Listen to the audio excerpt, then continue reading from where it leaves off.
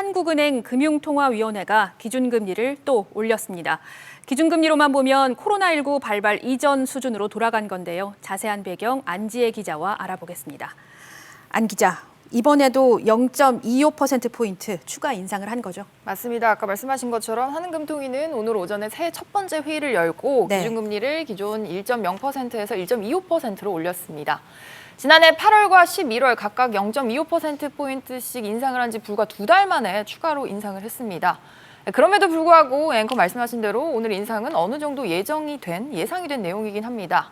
이주열 한은 총재가 지난해 11월에 이어서 올해 신년사에서도 여러 번 가능성을 시사를 했는데요. 이로써 기준금리는 국내 코로나19 발발 직전인 2020년 초 수준으로 다시 돌아갔습니다.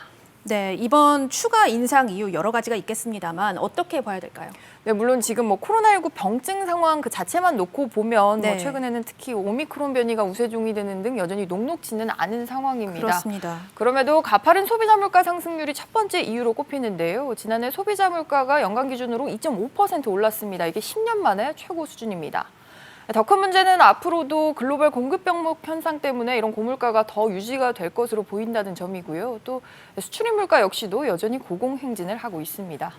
여기에 가장 무시할 수 없는 점이 미국이 통화 긴축을 서두르는 분위기, 이 점이 좀 강하게 무시할 수 없는 점이겠죠? 맞습니다. 원래 미국의 연방준비제도가 3월에 자산 매입 축소, 그러니까 테이퍼링을 마치고 6월이나 되어서야 금리 인상을 시작할 거다라는 관측이 많았는데 오는 3월로 이 시기가 당겨질 가능성이 높아졌습니다. 그렇습니다. 이렇게 되면 우리로서는 운신의 폭이 상당히 더 좁아질 수밖에 없습니다. 미국이 먼저 금리를 올리면 자금 유출이나 원화 가치 하락 등 충격이 불가피하기 때문에 미국과 기준금리 격차를 일정 수준으로 유지를 하기 위해서 선제적으로 기준금리 인상에 나섰다라고 해석을 할 수 있습니다.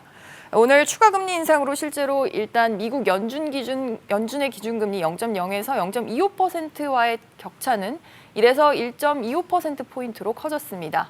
하지만 이렇게 불가피한 인상이라고는 하지만 이번 금리 인상으로 금융권에서 빚을 낸 분들 이자 부담도 더 커질 수밖에 없게 됐습니다. 이번 인상에 따라서 국내 가계 이자 부담은 1조 8,300억 원 더 늘어날 것으로 전망됩니다. 네, 안 기자 잘 들었습니다.